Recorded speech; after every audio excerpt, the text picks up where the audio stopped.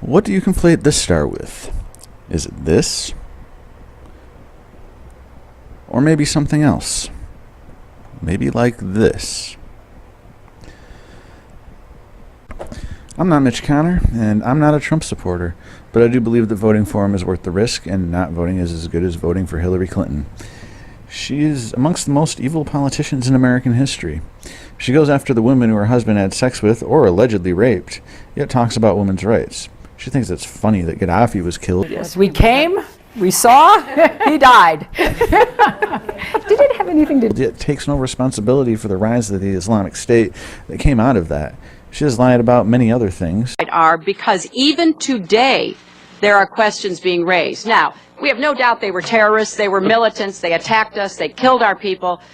But what was going on and why they were doing what they were doing? No. Again, we were misled that there were supposedly protests and then something sprang out of that, an assault sprang out of that.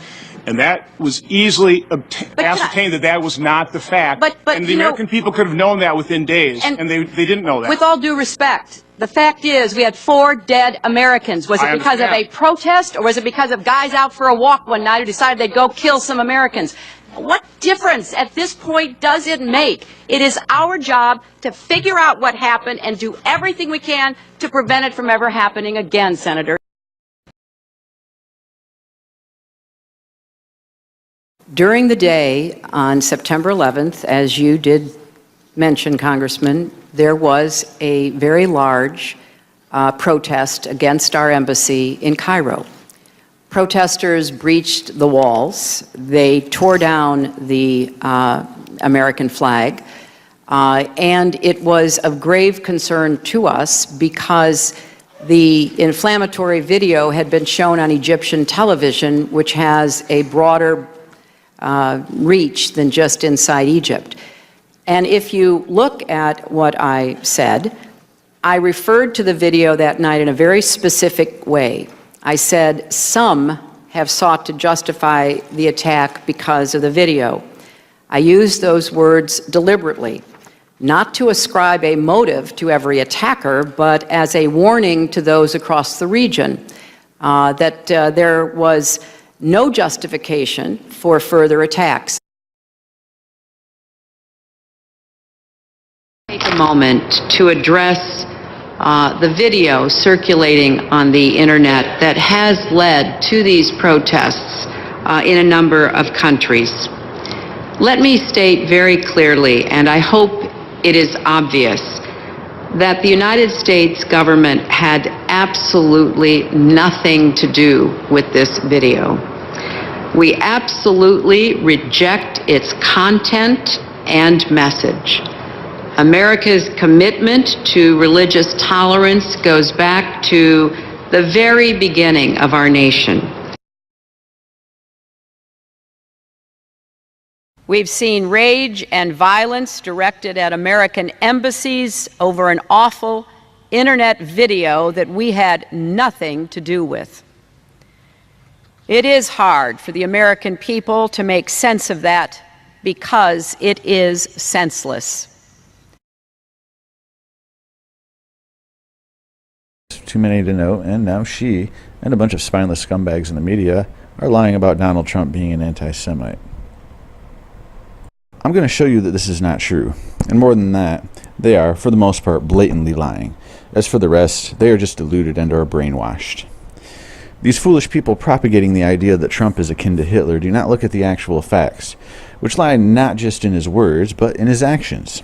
They attempt to use spin to twist your perception of him because they are afraid of him, and they are afraid of him because he's not afraid of them. It started with CNN and MSNBC reporting on leaks that Clinton will not be charged with any crime over the FBI's email investigation.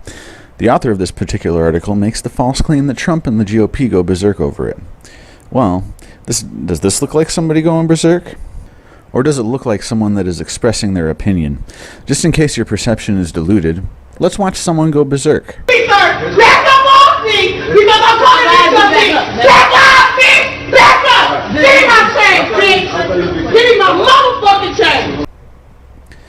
What the author of this article highlights as going berserk is merely people expressing their opinion on the matter. These sorts of intentional misrepresentations are getting out of hand, but what's new? Both the left and the right do it, but according to my personal survey of it, the leftist Democrats do it more. With their army of university brainwashed social justice warriors, they are the ones inching towards fascism, and the Republicans are letting them do it. Amongst these social justice warriors are the ones that, at times paid to, have come out at Trump rallies and disrupted them, even with violence, and get called protesters by the media. The vast majority of these people, when their actions and values are analyzed, have characteristics of communists and socialists. If you don't know the destructive history of these ideologies, I suggest you study them a little. Communist and socialist governments killed more than 100 million of their citizens in the 20th century. If you weren't aware, Hillary Clinton wrote her master's thesis about Saul Alinsky, author of Rules for Radicals, and a known socialist. That being said, in this article, and the previous one linked within, they try to label Trump as an anti-Semite because of the six-pointed star in the picture, as if every six-pointed star is the Star of David. It ought to be obvious that this is not the case. This was his response on Twitter. Yes, it could represent a sheriff's badge or just a star. Can we validate his response, though? Yes, we can, through both his words and his actions. Here are his words. I love Israel. I'm very pro-Israel. I would love to see a deal be made between Israel and the Palestinians. It's probably the hardest negotiation there is. Great negotiators have tried and they failed. It's just so deep-seated, the hatred, the level of distrust, but I'm going to give it an awfully good shot. I want to remain as neutral as possible because if you're not somewhat neutral, the other side is never going to do it. But just remember, Israel, I love you. We're going to see if we can get something done. It has to be done for both sides. It cannot continue to be the way it is. Let's see what we can negotiate. Let's see if it can be done. Now, I'm not the keenest on the Israeli government, and it has nothing to do with race, but it does not slant my view on his words. He wants peace and fairness and wants to be impartial. I see nothing wrong with his words. These are not the words of an anti-Semite. But what about his actions? Well, let's jump to the past. This is from Spectator.org, linking to the Wall Street Journal.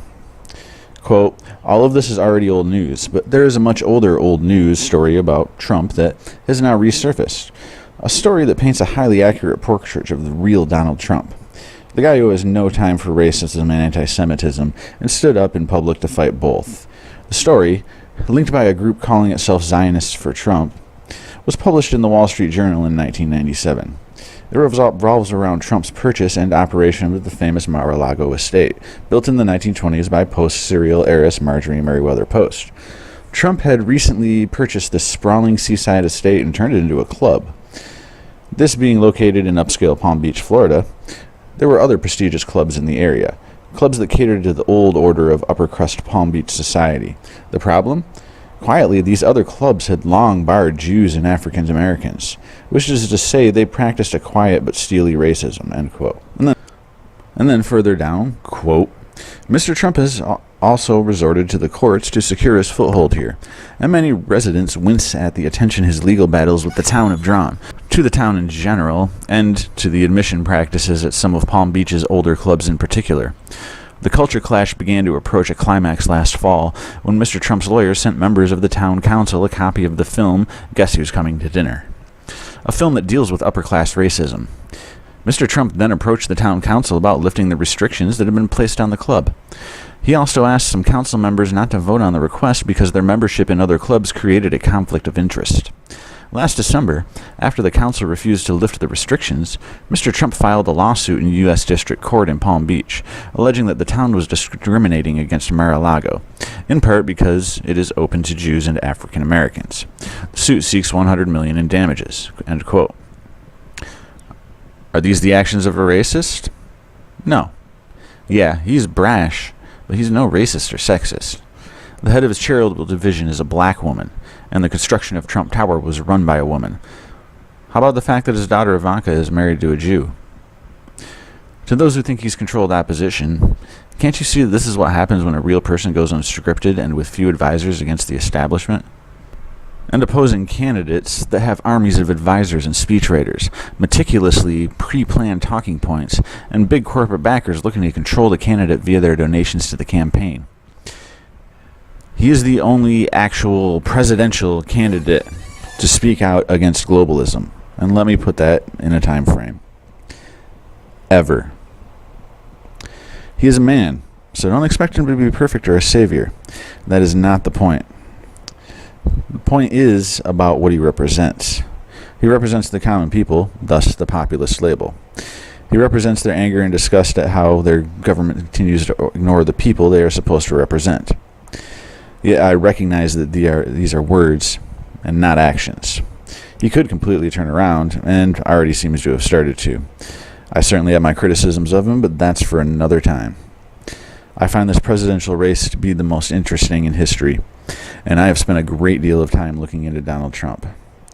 And what I see is a hardworking, successful man with a stable family that has a lot of pride in the people of his nation, who is great at public relations and has a media on his back pretty much his whole adult life that hates him. None of the major accusations I have seen made about him have stood up to scrutiny, and very few of the minor ones have, and most of those are inconsequential. The ones that are not inconsequential are tariffs, single-payer, waterboarding, nukes, and taking out the families of Islamic State terrorists.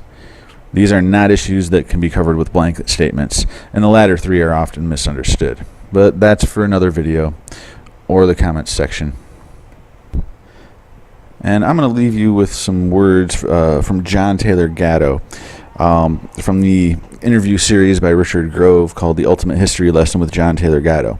And I also highly recommend watching that and reading his book, The Underground History of American Education. And this is in regards to what the leftists are doing. Thank you for watching. Because I understood leverage. How the wolf, what is the symbol of the Fabian socialists in Britain? It's the wolf in sheep's clothing. They have a big laugh at how easy it is, to fool. The funny thing is that Kitty Muggeridge, no, excuse me, the Beatrice Webb, who is really Fabian socialism. She carried her husband around, but Beatrice is the welfare state architect. She was the niece of Herbert Spencer, the most articulate, intellectual racist in human history. Root hog or die. She sat with him on his deathbed for 6 weeks, and both of them agreed they were after the identical goals, but by different means. He said, exterminate the brutes, the famous line from Heart of Darkness, and she said, kill them with kindness. I noticed you had Ayn Rand on your shelf.